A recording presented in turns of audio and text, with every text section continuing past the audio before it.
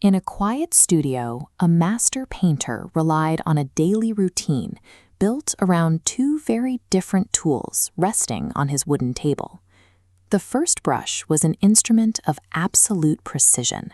Its bristles were rigid, uniformly cut, and entirely unyielding, engineered to leave a flawless, sharp line exactly where the painter intended. The second brush sat in stark contrast. Its bristles were bent out of shape and heavily frayed, meaning every time it touched the canvas, it dragged wide, chaotic, and scattered streaks across the surface. Side by side, their outputs looked entirely disconnected. One tool produced tight and highly predictable geometry. The other left a messy, unpredictable splatter that seemed to completely ignore the painter's guiding hand. When you place a predictable tool next to an unpredictable one, it is easy to assume one is working correctly and the other is broken. In this studio, exact precision quickly became the only accepted baseline for value. The pristine brush completely internalized this rigid environment. Because it excelled at sharp lines, it decided that sharp lines were the only valid way to measure artistic success. Operating under this rigid logic, it actively turned on its partner.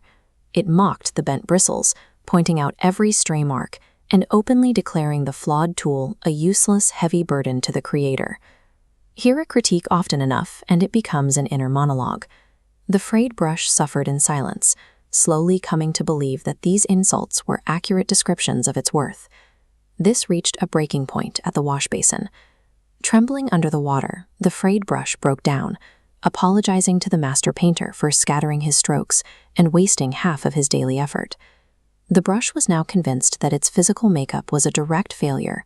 It saw its own bristles not as specialized tools, but as defects that were actively sabotaging the work of the master. The painter refused to validate this self-assessment. He looked at the trembling brush with calm empathy, entirely unbothered by its perceived uselessness. Instead of agreeing or discarding the tool, he made a promise. The very next morning, he would reveal something that would change how the brushes saw their own place in the studio. This is the canvas the master placed on the easel the following day, a sweeping, complete landscape. Notice the distant cabin tucked into the background. Those crisp architectural edges and straight geometric borders represent the exact standard of perfection the sharp brush prided itself on. But look at the rest of the frame. The rigid cabin is dwarfed by massive, highly textured autumn trees and delicate, sweeping clouds that fill the vast majority of the canvas. Two entirely contradictory systems operated on this single surface. One demanded strict control, the other produced chaotic spread, yet they sit together in total harmony. The painter asked a specific question.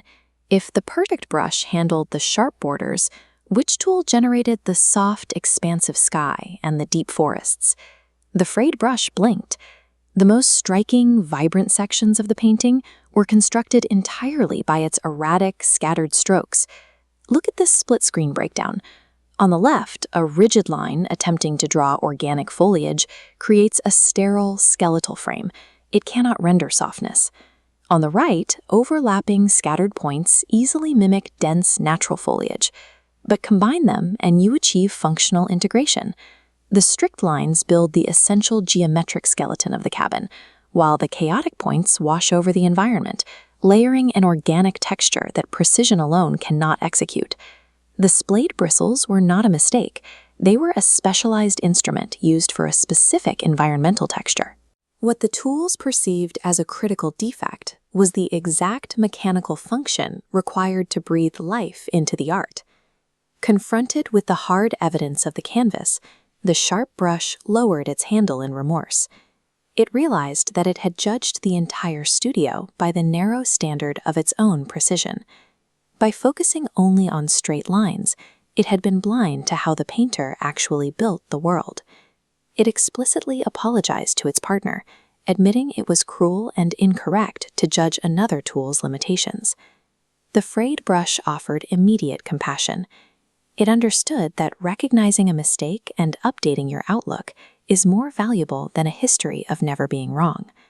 The moment they understood the specialized necessity of their contrasting shapes, the hierarchy dissolved. Rivalry was replaced by genuine collaboration. To outline a baseline reality, universal imperfection applies to every instrument and every individual in the room.